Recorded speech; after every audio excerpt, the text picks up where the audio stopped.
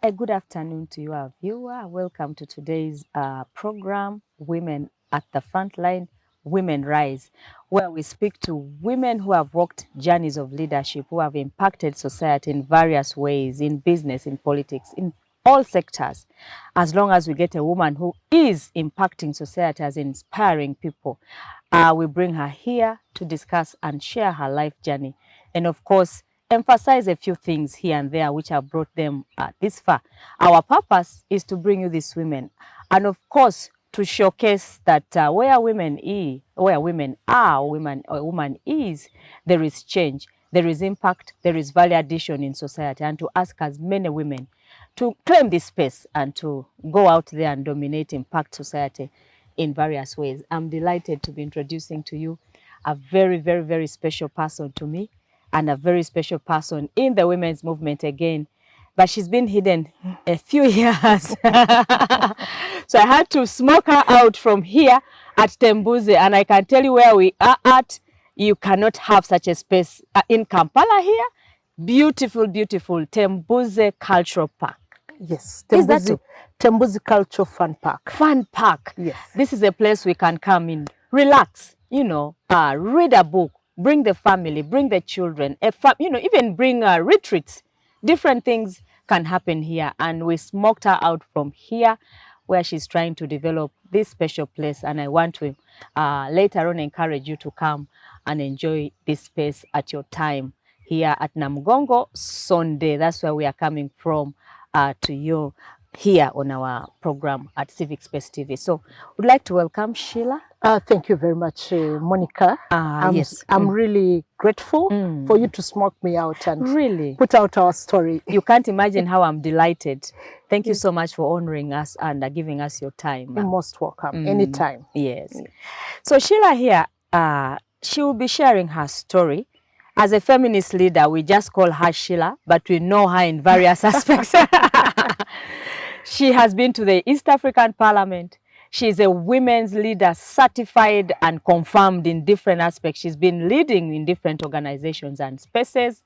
And now she is in this space, business, and also different things that she's doing. She will share with us what she's doing in this life right now. But let's start by just flashing back a little, Sheila, because many people may, especially these few years you've been quiet, and they could have lost track and wondered, okay, where is Sheila? And, some people may not know that. So we want to flash back to your earlier life and understand who this Sheila is, but also use that space to understand the kind of leader now we have. So in terms of just an introduction and background of your life. Okay. Yeah. I think the introduction that takes where I was born, my parents. Whatever you can share. Okay. Yes. Yeah. As you said, my name is Sheila Kawamara Mishambi. I've gained that name from Honorable. She doesn't want to say that.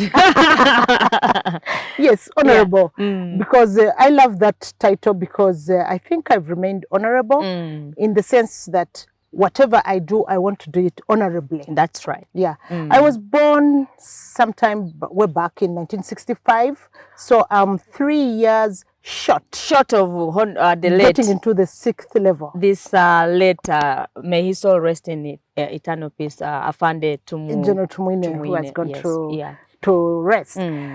So, although if I can talk about age a little bit, you look much younger. Oh, thank you. So there must be a secret that you want to share with us. I think the secret is simply loving yourself and loving the life you lead and making sure that you lead that life to your best satisfaction. Yes, and make sure that nobody dictates how you live your life. I think that has been my life. I was born to Mr.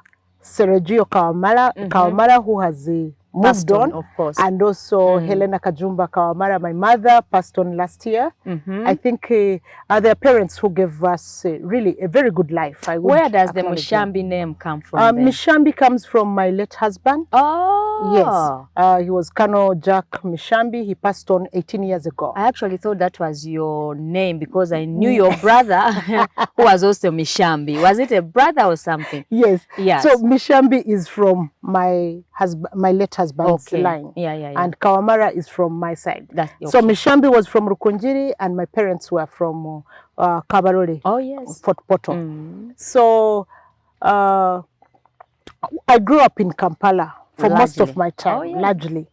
So I went to school in Shimoni Demonstration School. I then later on moved Trinity College Nabingo before I joined Makerere University. So after Makerere, of course, I have had other qualifications. I studied in The Hague, the Netherlands, where I got a master's in politics of alternative development strategies. So my life, as I said, has revolved about what I want to do and the life I want to live. The life you want to do, the things you want to do, and the life you want to live. I want to live without dictations from society. Because we live in a society which largely decides what a woman should do, how a woman should live. How, you know, there are so many parameters. How you should do your life. How I should dress, how I should talk, whom I should hang around with. So I think I've violated most of those rules, societal rules and norms dictating what a woman should be. So from the time when I was a kid, I was born amongst, I think, 8 siblings. Ooh. And I am there around number 5. Number 5, middle. Yes, in the middle. So I had the 2 sisters ahead, and then I come in, and you know, I had this bunch of brothers after me. To take care of as well. Taking care of them, but I think they kind of shaped my life. I enjoyed being more with them than actually being with my sisters and being with, later on, choosing the friends I had. So I had more of male friends from their side. I think my brothers shaped a lot about because yourself. I admired them. They had less rules. They could do everything at any time. Because society was shaping them in that way. Yes. So the girls probably had many rules and many rules. You are the cleaners of the home. You are the mothers of these people. You don't go out. You are the oldest. You are dictated on who you should talk to. So as a result, I got more like becoming rebellious at an early stage. So deciding to do the things the boys do. You can tell who will be a rebel in life. Climbing trees, I climbed trees as a kid. Yes. Playing football, I did it. Putting on trousers, I'm more comfortable actually putting on trousers. Absolutely. Than putting on the women togas. Each time I'm in a long dress, I do put it on when I go to church. And I feel so uncomfortable. I'm kicking it all over the place and I'm feeling like, oh my God. So were you sporty a little? Yes, I was a sportswoman. Yeah. That explains your health. Yeah, and right also up to the university. And I got a medal for Makerere University. I think Eastern and Southern Africa Games. They called that Excelsa. And those games really determined when we were at Makerere, for example. You know, when you're sporty, you decide what it is you do. Yes. So it makes you also, being a sportswoman, it makes you like have this spirit of perseverance. Whatever resilience, you do, exactly, you do it to finish it. Because you never run a race which you can't finish. Yeah. So I was a long distance runner. And as a result, when you're a long distance runner, you build that perseverance. So this acts out in all the areas. In all the areas of life, actually. Yeah. But did you see yourself when you were younger becoming the Sheila that you are? I mean, when you look at that, we could look at some of the things that happened when you were younger. You know, those small moments, best moments from parents, from the siblings. They can tell a lot on our character and also who we turn out to be. I think what are some of those moments? I think sometimes when we say these things, some people will say, no, it's because you've lived it now. I think largely my life, as I said, I shaped it. You shaped it. I shaped my life. I remember I was in primary 2, and that was around 1973. And we were coming from school with my dad and siblings, and we were passing by Parliamentary Building. And I asked my dad, what do they do in that building? He said, oh, that building, clever people go in there to decide for this country. Okay. Then I said, I'll go to Parliament. In 1973. P2. Wow. Yeah. And my siblings laughed about it. Yeah, because at that time, I was at the bottom of my class. Ah. Yes, in primary 2. And I'm not shy to say it. You're not shy to say that, of course. Yes, I was at the bottom of my class because the previous year, Idi Amin had expelled the Asians. Okay. I had started school in a school where we were speaking vernacular. They used to call them vernacular schools. Quite derogatory. I don't know why. So then I went into Shimoni because Shimoni was Indian primary school. Oh, yeah. So, and in that school, they were teaching people in English. So definitely I had kind of a fallback. A fallback. Yeah. But by primary 3, I was at the top.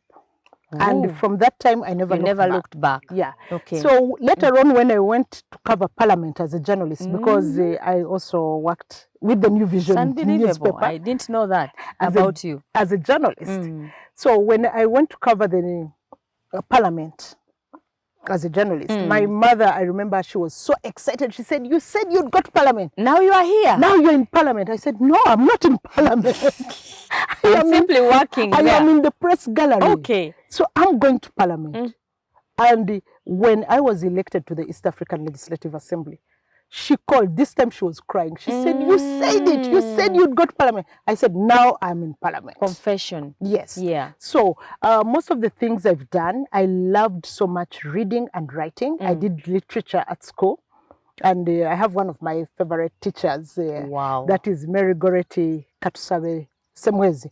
She really made us love literature. Love literature. And later on I said, I think I should be a writer. Okay. Because, you know, you take it from your teachers. And you take it from the teachers. So I said teachers are very instrumental in the lives of our children. Definitely. Really. So, and parents should know the teachers of their children. Because they shape the destiny of these children in one way or another. Yeah. So I did... of course, by the time we went to university, that was between 1985 and 89. Mass communication was not at Makerere University. It wasn't there. No. Oh, yeah. So I did education. Everybody expected me to do law, to do social work and social administration. And I chose education. Wow. And up to now, most people think I'm a lawyer because all my friends are lawyers. I imagine so. Yeah. And they still call me a lawyer because I hung around lawyers when I was at university. But in actual fact, I did education. Wow. And my choice for education, of course, my parents, they were not happy that I was going to Makerere to do education. But I had a battle to fight at my former school. Why? What happened? It's ridiculous. Yeah. I was punished for going into the staff room in senior 4. And I told all my friends, I'll come back and go into that staff room. Just like that? Just like that. And so you are not a conformist. You challenge things all the time. You know, I had to do a 3-year course in university just to go back and get into that staff room. And the day I walked into that staff room, I said, I hope now I can't be punished. Imagine you had to go back to your former school as well. Yes. I had to go back to my former school. It's the only school I have taught in. Okay. And yes, I did moonlighting at Kololo High School also. But my official posting was at Trinity College, Nabingo. Nabingo. Yes, that's where I spent my 6 years. Got punished for being in the staff room. So I had to go back and get into the staff room officially. Wow. After 2 years, I finished my... Okay, so after 2 years, after the teaching, what happened? Did you pursue another career? Yes, I went back to school and did a diploma in journalism. Wow, why the change of heart now? Because I had always wanted to be a journalist. I had always wanted to be an author, a writer, or something like that. Something like that. Yes, I never wanted to be a lawyer, never wanted to do any other course. But so it was one way of pursuing or implementing the literature my or something. Dream, yeah. My own dream. And of course, so many people. At that time, by the way, there were few lady journalists. Of course, yes, up to today. That was we still have 91 when I started my course in journalism, 91, 92. And then did a career in journalism with the New Vision newspaper from 92 to 96. And, you know, any journalist was viewed as if you are, oh, that one must be a prostitute. You know, they are always out there. Working. People blamed me for leaving a noble profession for a woman. Oh. You know, people will see you because you are a good wife if you are a teacher, you are a nurse, you are which other one? Secretary. A secretary. A clerk or something. And so for me to move out and defy the norms was a kind of, wait a minute, I know. what is she up to? You are not a conformist. And when I got into the newsroom, in the newspaper, I was determined to excel and be at the top. I did it within a span of 4 years. Only? Yeah. And you were at the top? Yeah, I was at the top within a span of 2 years. Wow. So by 1994, I was covering the war in Rwanda. I did everything possible to make sure that as journalists, women journalists, we are respected. Wow. And people look at us as professionals. Other than... So you laid a foundation for the media, you know, women in media generally in Uganda. Yes, yeah. And I'm proud of that. I'm so proud of when I see more ladies going into the profession. Yeah. I've been a coach, and I am still a coach to some of the women journalists, just to give them the courage to stick in there. Especially investigative journalism. Yes, I'm told it is quite challenging. There are a lot of challenges there, but you can do it, you know.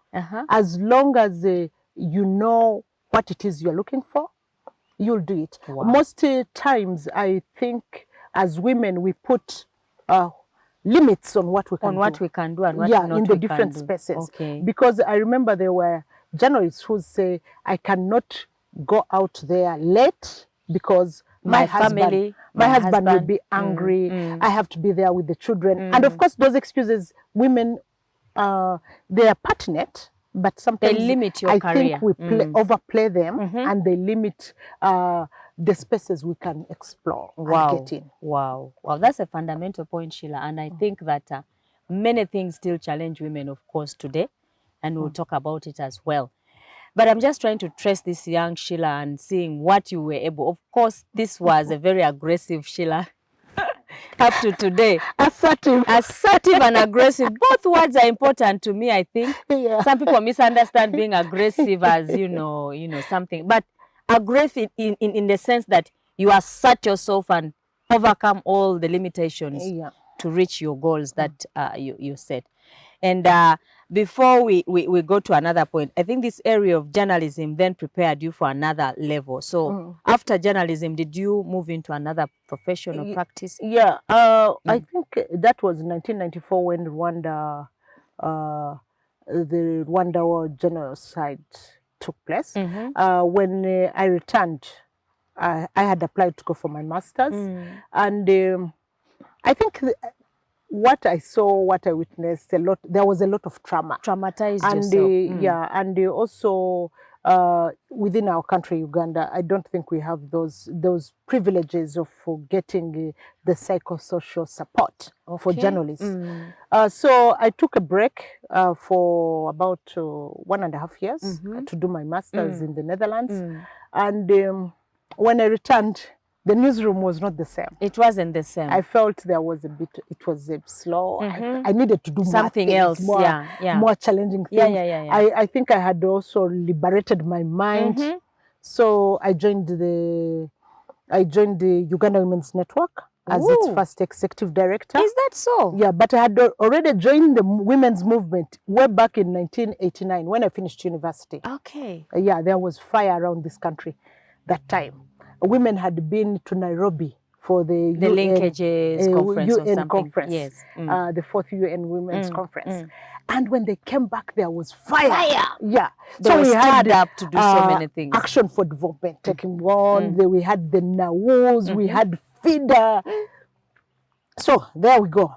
I knew more about you in the women's movement. I didn't know that you had these other different facets of life you lived in. But yes, we want to focus on that as well. Yes. Some of your moments, you things that you can recall about this women's movement, things that you need to throw out there about that space as well. Yeah, I think the women's movement to me, up to now, that is my biggest family. Wow. I feel a lot of what I have done, a lot of what I have become, I've gained it in the women's movement. Yeah. Because when I joined the women's movement in 1989, we had just come from university. And, you know, you are growing up with a mother or seeing aunties who are like, they don't see things like liberated. So even the so-called liberated women were actually not liberated themselves. Yes, because they would still find, they would say, oh no, you see, you can't do that, you know, mothers union, you know, this and this. So there were still those bondages we had. And the Action for Development, ACFOD, of which we were members, we kind of, I think it was, they had a slogan, breaking the barriers. breaking the barriers, and then rebuilding them, and then we bond. And so it was something like that. We break, then we rebuild, and then we go forward. Something. Yeah. So to me, the women's, when I joined ACFOD, going to see women like Miriam Matembe, Maxine Ankra, Joy Kwesiga. It was like, my God. Ooh, I mean, yes, another one. Yes. These were women from Makerere University whom we used to see from afar. But now here we were relating to them as if we are peers. And there was that kind of leeway to really engage. So there was a lot of aspirations at that time. Wow. That's the time when Uganda was rethinking its constitution. So there was Miriam Matembe was appointed onto the Constitution Commission, Mary Maitum. So it was really fire. Fire indeed. We wanted everything that was in the convention for the women, the CEDAW. The CEDAW, convention for the elimination of all forms of discrimination against women. Literally, it was lifted and put into the Ugandan constitution. Wow. And we had to defend it to the letter. Wow. Right now, things look like, oh, it was normal, these things happen, but it wasn't that normal. I actually have this thought running in my mind right now, because when we look at our daughters now, they don't seem to appreciate this at all. And when you talked about the women's movement, I was like, but some people actually keep asking us right now what the women's movement is about. And where is it? What is it? Where is it? For us who have lived the movement, we know where it is. We know what it's all about. For our daughters. You see, people think the movement, they will see women walking as if that is a movement, or it will have a secretariat like the NRM movement. So the women's movement is a struggle which is continuous. We are struggling, we are moving against all negative barriers that inhibit our fulfillment as women. Yeah. So it is through the women's movement that we are able to enjoy owning land, for example, because I remember prior the 1995 constitution, many women, like when you'd buy land, even in your own right as a woman, then it would be expected, it would be either registered in your the names of your, I mean the husband's name. Your husband's name, your brother's name, or your son, or your father's name. Okay. So most women lost their properties as a result. But because of the women's movement, for us, early enough, we were told it is very important you own land in your own right. Wow. And that clause is in the constitution, that every Ugandan is entitled to own land in their own right. Wow. So by the time we started working, most of us who have been in the women's movement, the first thing we were looking for is land. Where is that land? I put my name on the land title. Yeah. You wanted to challenge norms as well. Yes, because I knew, I remember one time I had a discussion with my late dad, and he was telling me, oh, I want your brothers to come so that I'm able to give them land. And I was like, what about us? Then he said, but you're girls. I said, so? And he was a very liberated man. He said, but you're married. I said, and so? Do you expect me to go to my husband's area and fight for and claim for land? Said, no, but you know it's culture. I said, Dad, culture doesn't work that way. Wow. And sure, if my own dad, who had gone to school, who loved was us thinking without like reservations, was thinking like that, I had now to think otherwise and say, Sheila, get your own land, and have your own names on the titles. So I own land in this country in my own right as Sheila. So are we still relevant as women leaders, as people who talk about this women's movement?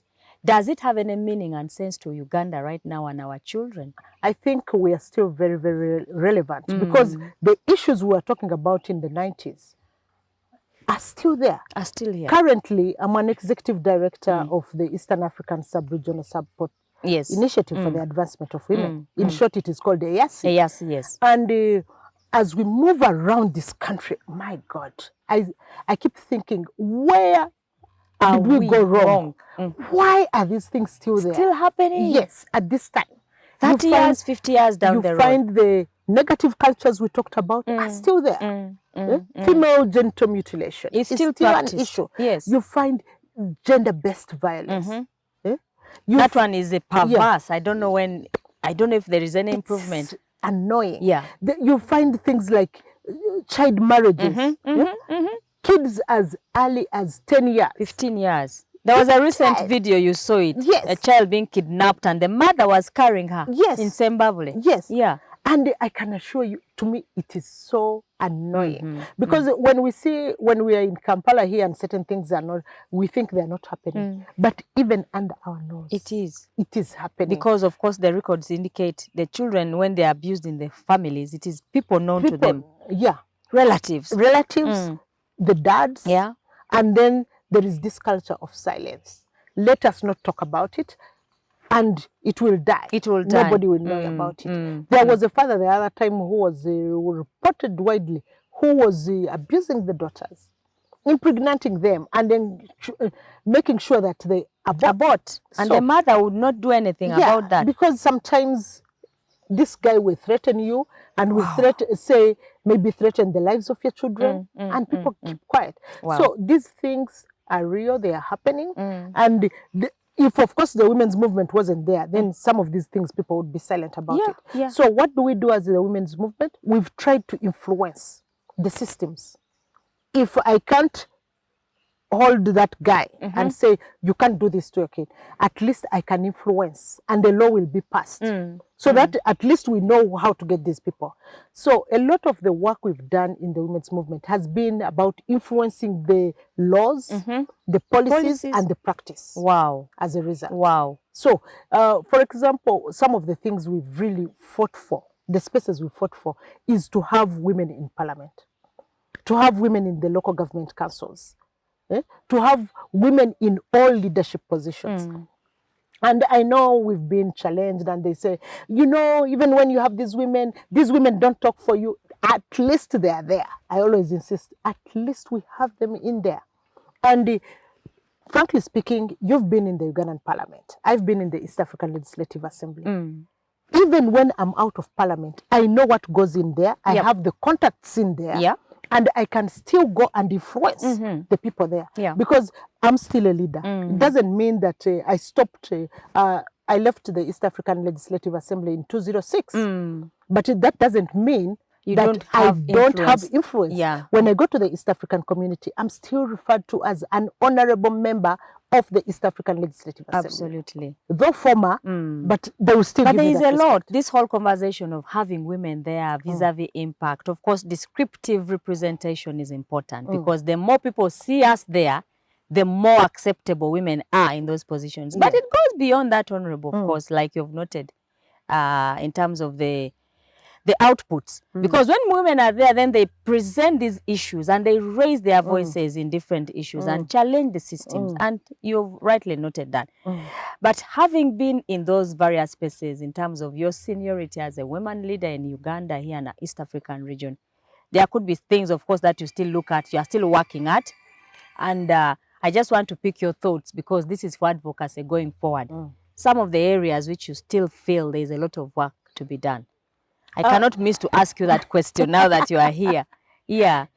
I think we still have some work to be done in terms of shaping people's attitude. That one is going to be a continuous journey. Because these attitudes and the way things are Perceptions done and and norms, perceptions, yes. they have existed for many generations. Many generations. So you don't expect somebody to only change because people have talked. And It's there is not also learning and unlearning and going back. Exactly. So somebody who had learned something different retrogresses and goes back to what he was Exactly. doing. Because that is how they were brought up. Yeah. So we shall continue talking about these things, and gradually there will be change. Gradually. Because I recall in the late 80s, early 90s, children were a responsibility of the women. Yep. Yeah? Yeah. So if you had a kid, either you stop working and look after your kid, or the kid will not. Yeah. Exactly. So either way, you have to make a choice. Many women had to make choices to drop out, to leave their careers and do the family. Wow. And right now, I'm telling you, women have gone spaces. I've seen young fathers coming, even here in Tembuzi. Yes. I've seen young fathers coming with their children and playing with them and they babysit. If you ask them, they will tell you, oh, my wife traveled. Wow. You know, she has a job. I recall that my husband was a senior officer in the UPDF. And we had this young kid, a baby. By the time I went to the East African Legislative Assembly, my son was only 9 months old. Wow! Yeah. Sometimes I would travel with him, and the other time the dad had to take control. Yeah. Leave him behind. And he be with all our kids. So he was also trying to unlearn what he grew with. Seeing the father doing. The father was not the babysitter. Yeah, of course. But and he enjoyed it. And I thank God for that. It is fulfilling. Later on he passed on. So and the children had a bit of him. A connection of him. Yeah. Up to now, they still relate with him. Imagine. Because they'll tell you, oh, I recall Dad used to do this, Dad used to do this, and the other. And I see my son, who now is married, he just treats the wife with respect. With respect. Yes. And honor. Because he saw his dad, a different dad. Wow. So gradually we are going to change society. This whole society thinking.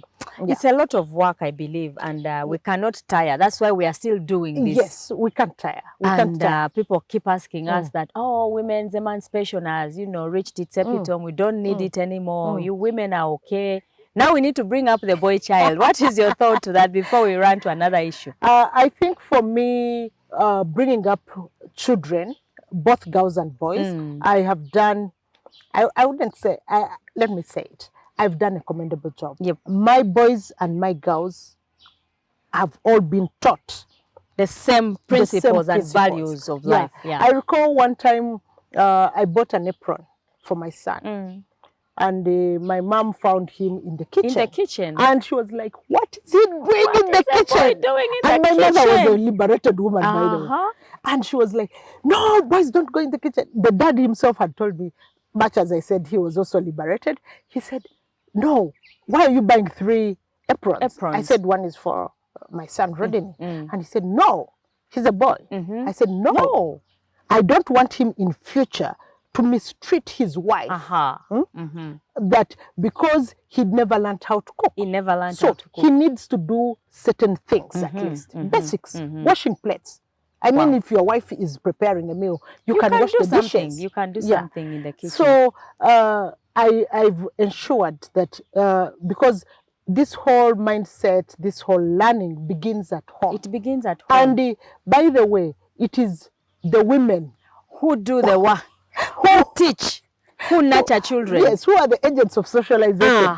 So you find that it is us, the women, who say, boys don't do this. Boys don't it's do okay. Boys don't cry. Boys don't. My boys cry like a man. Yeah, my boys are allowed to cry. My boys are allowed to express their emotions. My boys are allowed to show love. Wow. Yeah, and respect.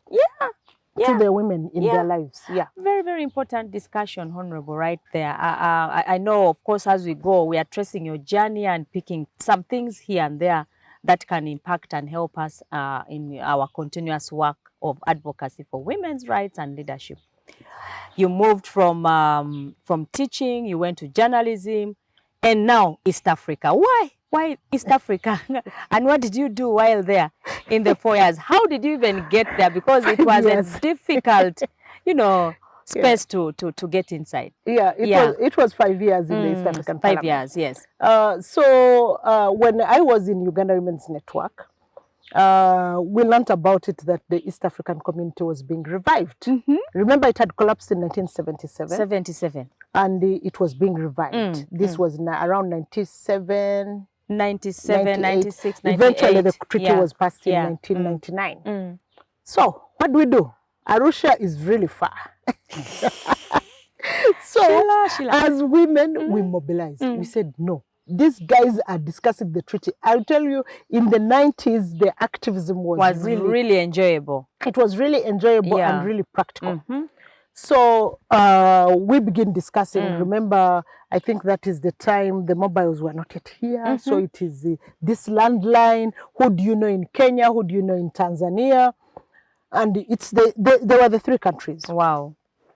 So we start. We had people like Honorable Irene Ovonji, imagine. Alugracia Akwi.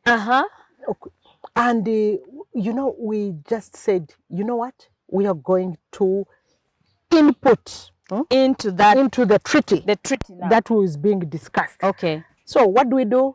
We get onto the bus. Just like that. Yeah, Akamba. Yeah. It's taking us. And in Kenya, we had the Martha Karuas in Joki and many others. Already. Beth Mugo and Kenya, Tanzania. We converge in Arusha. And we say, you know what? We want that treaty.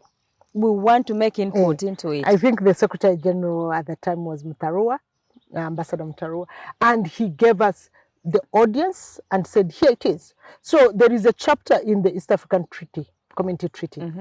Literally, we inputted it. If you see the language in the treaty, it was really civil society. Wow. This the treaty, the East African community is people-centered and private sector-led. That was the language at that time. So now, fast forward, 2001, there are elections. In Uganda. To go to the East African Parliament.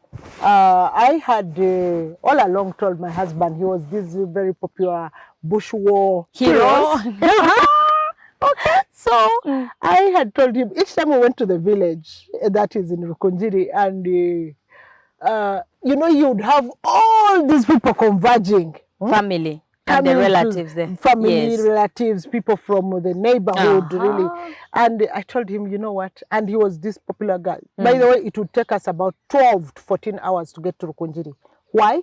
He would have to stop over at everywhere and say, I have friends here. You know, I have to greet these people. I have to say hello. I have to check on them. So I told him, if you ever go in politics, you know what, guy? We will divorce. Yeah. How? That's how bad I didn't like politics. Not that I'm... So, now it comes to a point whereby I have to go... no, I didn't have to.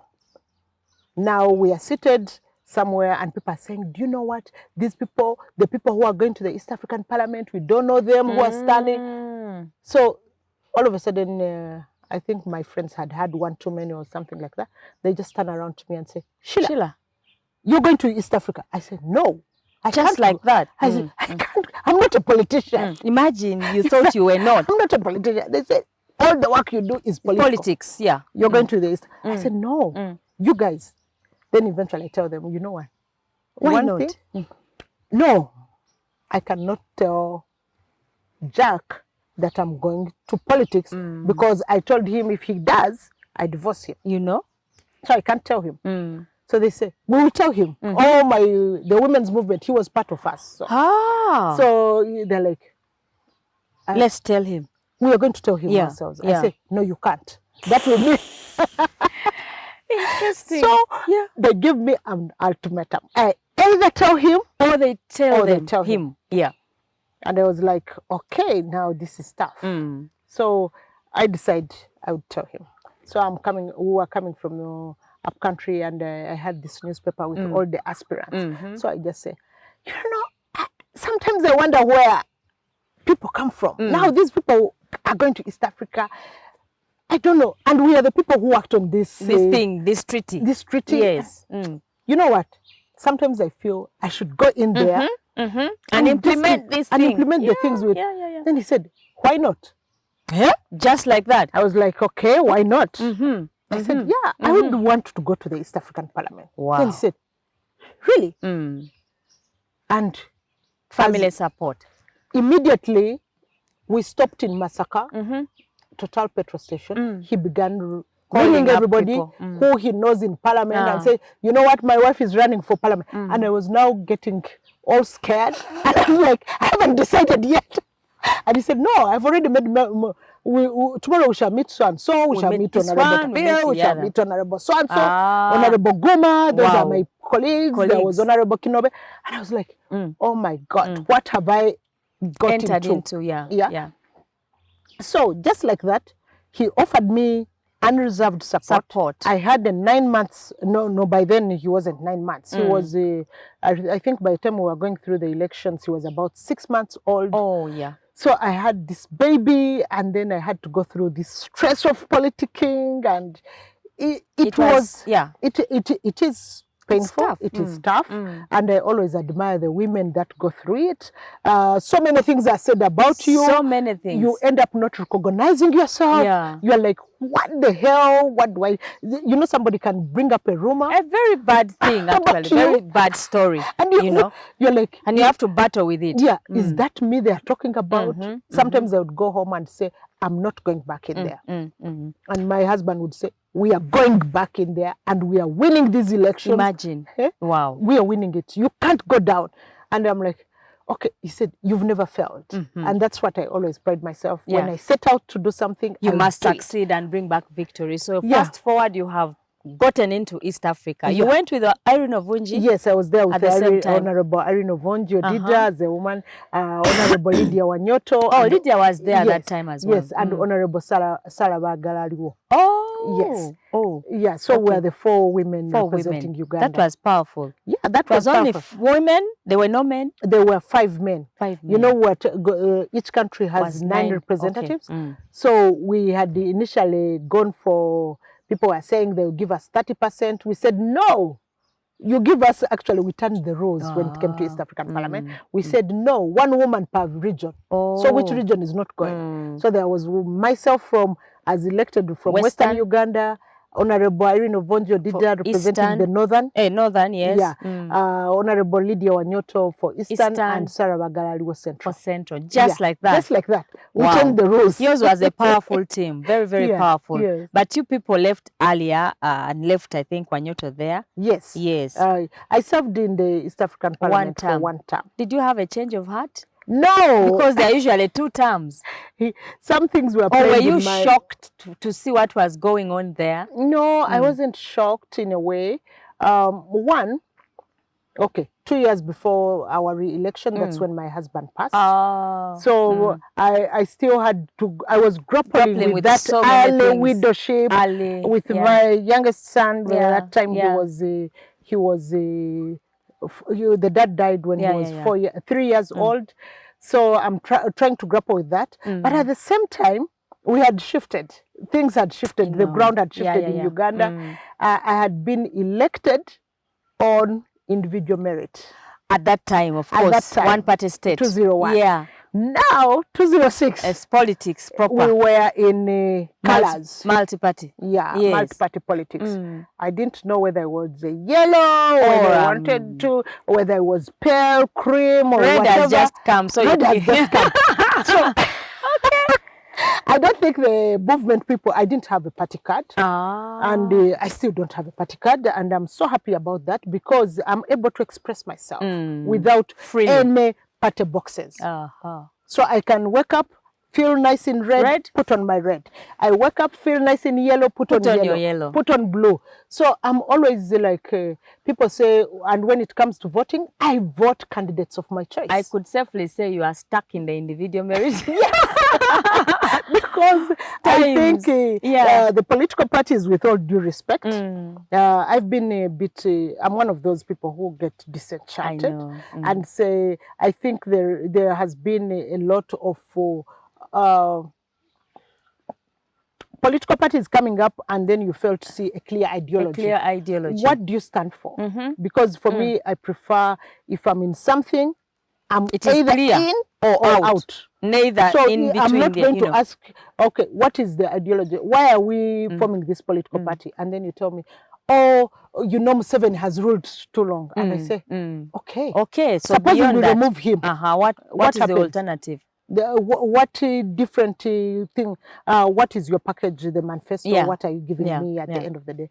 And to me, that has kind of left me That's a in very my important area. We will discuss much more later, another day. I hope we can get you back for another programs on Civic Space. Anytime. But just quickly, before we wind up, there is an issue now of IASI. Some people have not known that Sheila is with IASI now.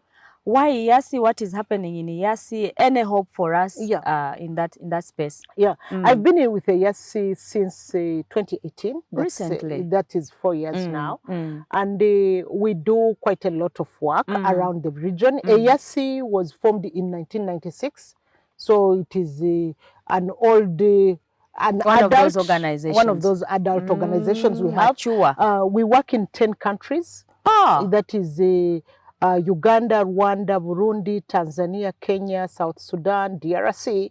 We are in Somalia and Ethiopia, and also Eritrea. And we work on all issues that were discussed in Beijing. Okay. And one of our biggest constituency group we work with are women cross-border traders, given the East African community and the Customs Union. So we've really worked with the women's cross-border traders since 2010 to ensure that they get the information about the East African community. It is a big constituency, and we're really so proud.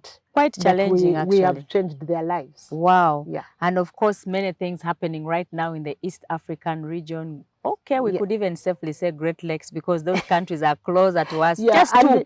And also we are moving into the Horn of Africa, because we really need the Horn to get into the East African community. Because the bigger we broaden the whole economic bloc, the better it will be to our advantage. So you are an ally of the East African Federation community? Definitely. Yeah. We really advocated for the federation, because it's so important that as East Africans, we are one. Because when you are trading with the European Union, Europe is a bloc. It is. The United States of America is a bloc. Those are 54 states? Something like close. So if East Africa, the whole of Africa is also around that number of states. Around there. So we could be one economic bloc. Absolutely. Battling it with those economic blocs. So I'm really a strong ally that we should really work towards having a federation. And I would really wish that that political federation comes into force when I'm still alive. When you are still alive. Yes. Certainly you are. I can see that passion with which you speak about it. I am one of your allies as well. A champion of East African community. I think it's a good idea. And of course, our countries are working towards that. And we will come back to you on issues of East African Federation community, whatever it is. But there's a lot of politics on it. And we see that other countries seem not to be ready. I think when it comes to the political federation, the whole issue of the economic community bloc, we are all not yet ready, because the way, of course, colonialism, we say we became independent, but it was so much in here, enforced into us. And when we grew up, our parents, some of who have just now left the scene, so we have the kids of that generation also still around. So they're still seeing themselves as either Ugandans, Kenyans, or Tanzanians. But I thank God that our children, now our generation, not our parents, and us, our generation, we've given birth to children who don't see themselves under the tribal entities, under the small nationalities. So we have a number of kids who have now got married to Kenyans, Tanzanians, to Rwandese. So we are cutting through the borders. And to me, that is very, very good. We are moving further. I know working with the women cross-border traders, and the people on the border communities don't actually recognize the so-called Borders. Yeah, They're in the, they're recently when they said, oh, borders have been closed. I said, which borders are you closing? There are no walls around Uganda. If you go just here in Busia. Yeah, you see the people, I mean, it is an open, it is a road. So people are on the other side of the road, and the others, then they tell you that is Kenya, this is Uganda. Just go to Mutukula. Wow. It's just a road. It's just a road. When they said borders were closed and Uganda, they put a curfew, Tanzania didn't have a curfew. All Ugandans at around 7 p.m., they would cross over to Tanzania. And then at around 6 p.m. they come back to Uganda.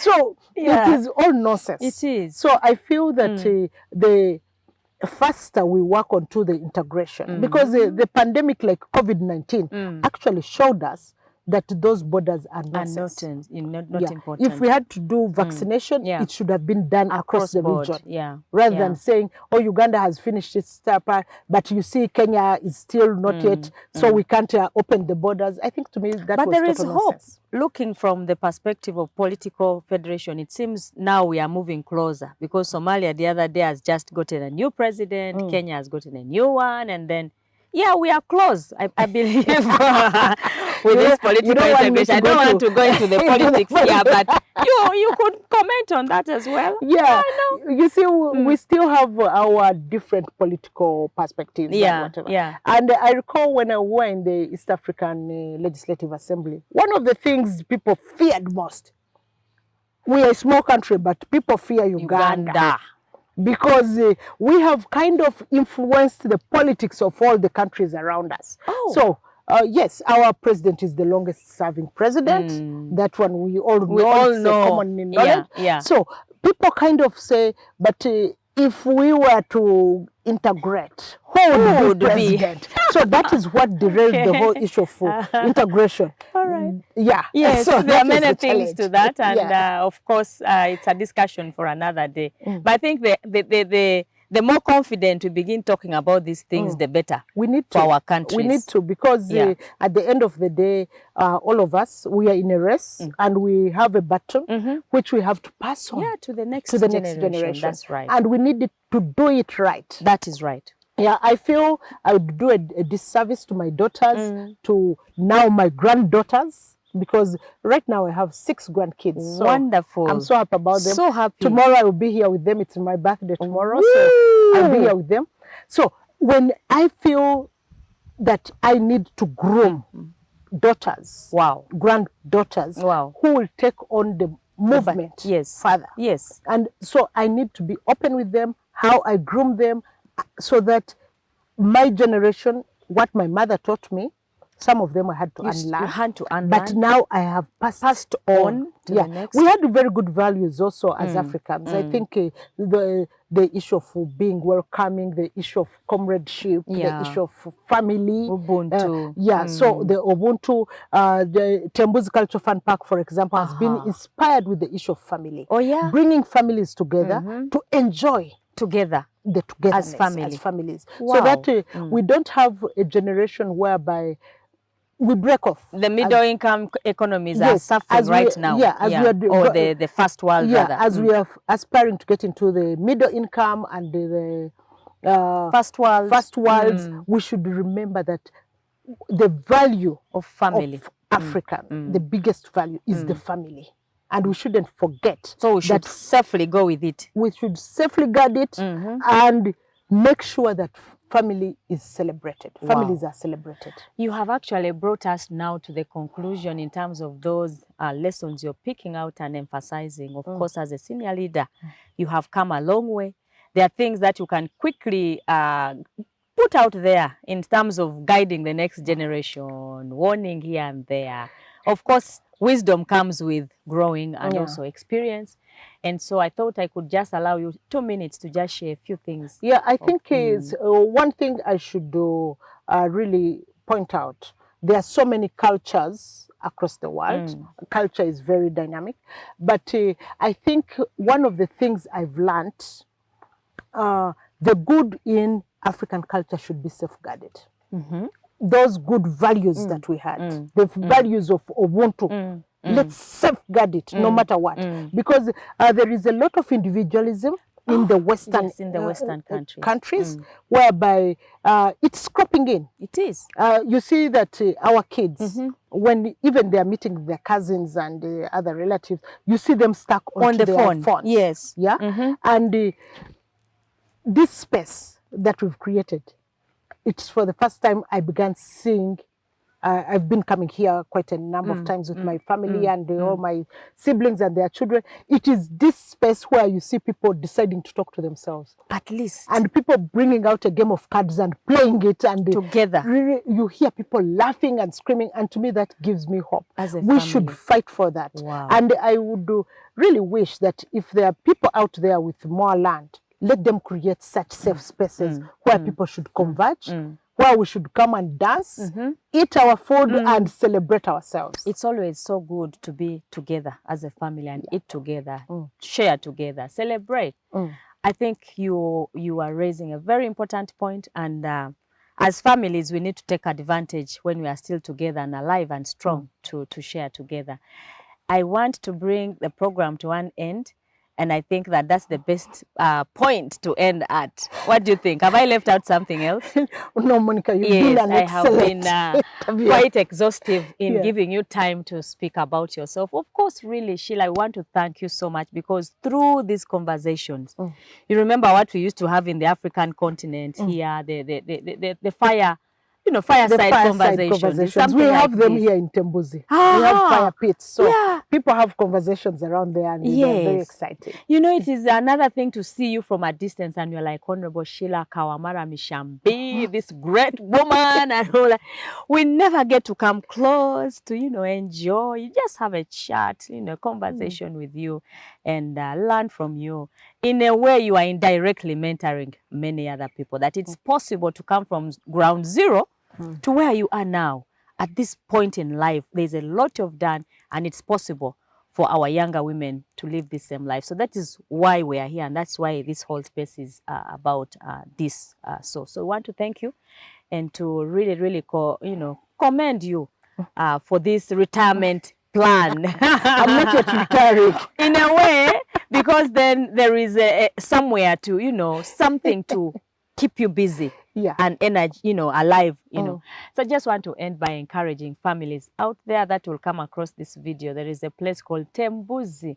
I can tell you, once you come here, with the stress of the traffic and the noise and everything, wonderful, wonderful place to be. And because Sheila has given us her time here, we want to drum up this space as well for everyone else. Retreats, family gatherings and meetings, religious gatherings as well can do well from this place. So definitely. Yeah, we have enjoyed our time. Thank you for being a good host. It's always my pleasure. I believe I will come back. I will always want to tell the story so that everybody knows that we don't fall from heaven or whatever. We are here and we were once little girls. And I know you are a mentor of women, and we will be coming here for fireside conversations and many things, so we can be strengthened, and those younger than us strengthened for the journeys ahead. So thank you so much for being here with us. This is Women at the Frontline, Women Rise. I've been here with the Honorable Sheila Kawamara Mishambi, a great woman in Uganda and the East African region. Certainly somebody to catch up with on different issues of life. Until we see you on the next program, Shalom.